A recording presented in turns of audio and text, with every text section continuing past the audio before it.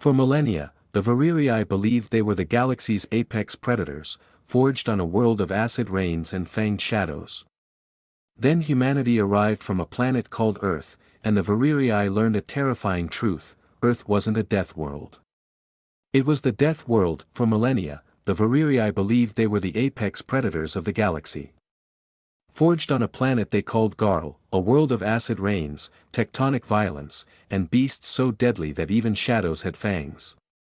Their evolutionary journey was a symphony of survival. Their civilization, a testament to the power of enduring a death world. Among the galactic concord, the Vererei were both feared and respected. Even the warlike Croxer bowed their heads to so when the Concord first detected a new sapient species from a blue-green planet named Earth. The Vererei scoffed, another garden world, another fragile race, another diplomatic box to check. That changed when the humans arrived at the Concord summit. They didn't bring warships. They brought a single vessel retrofitted from orbital scrap, reeking of combustion and steel, primitive by galactic standards, but humming with energy. The Vererei ambassador, Sarlon of the Black Talons, watched the humans exit the craft with unarmored skin, no visible exosuits, and breathing devices barely clinging to life support regulation. "They don't even have dermal plating," one Vererei general sneered. "They are not Deathworlders," Sarlon said flatly. "They will not last a rotation." But they did. In fact, they thrived. The first sign something was wrong came during a Concord climate simulation.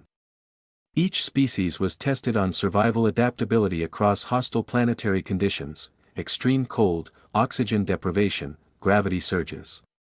The Vererei easily withstood it all. As expected, the humans, they adapted instantly. One soldier hyperventilated briefly under high gravity, then began doing push-ups to test muscle function. Another licked the frost on a cryo slab and joked, "It tasted like Winnipeg." When the pressure was cranked past Vererei tolerance, the human team leader, Captain Elise Tran, calmly injected herself with a homemade stimulant and grinned. "My bones are screaming," she said. "But it's still better than Siberia." The second sign came during the Predator Response Drill, a simulated survival trial against apex predators generated from known galactic fauna. The humans didn't just survive. They hunted the predators. "Are these creatures supposed to be dangerous?" one human asked while roasting the simulation's apex beast over an open flame. "Looks like a big chicken to me." The Vererei were unsettled. Beasts that took down battalions were falling to primitive kinetic weapons, coordinated team tactics, and worse, human laughter. "I don't think they fear death," Sarlon muttered. "Or maybe they've made peace with it." Later, over diplomatic feasts and cultural exchanges, the truth began to bleed through conversation. "Wait," one Vererei officer asked during a meal. "You mean to say your planet has bacteria that kills millions every year?" "Yep," said Captain Tran. "We call them pandemics. And you survived extinction barely. We had something called the Black Death once. Wiped out a third of our population." The table fell silent. "But we got better," she added, smiling through her wine. Sarlon stared at her. "You got better?" Investigations were ordered. Earth was studied in depth. The results shattered everything. Earth had megafauna, volcanic winters, ice ages, superstorms, continental drift, and intelligent predators. Its atmosphere swung between extremes. Its oceans birthed monsters. Its land grew both beauty and poison. Humanity evolved, walking upright, not for elegance, but to carry weapons. They domesticated wolves, not for safety, but for mutual warfare. They split the atom, not for energy, but to threaten annihilation. They had fought hundreds of wars with themselves. Earth wasn't a death world. It was the death world. Sarlon stood before the Galactic Concord High Council. His voice was steady, but his soul was shaken. "Esteemed members," he began.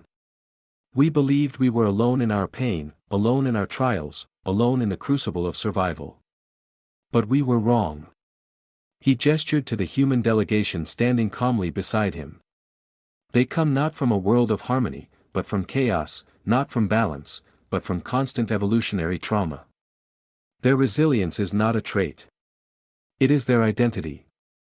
They do not fear the end because their history is made of endings, followed by defiant beginnings.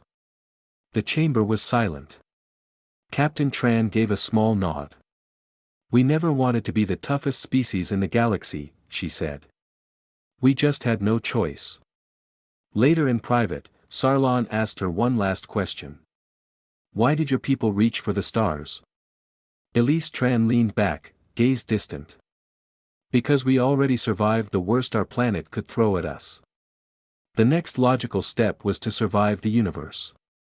Sarlon exhaled slowly. You're not just Deathworlders. Tran smiled, fierce and human. We're the reason other Deathworlds stay quiet at night.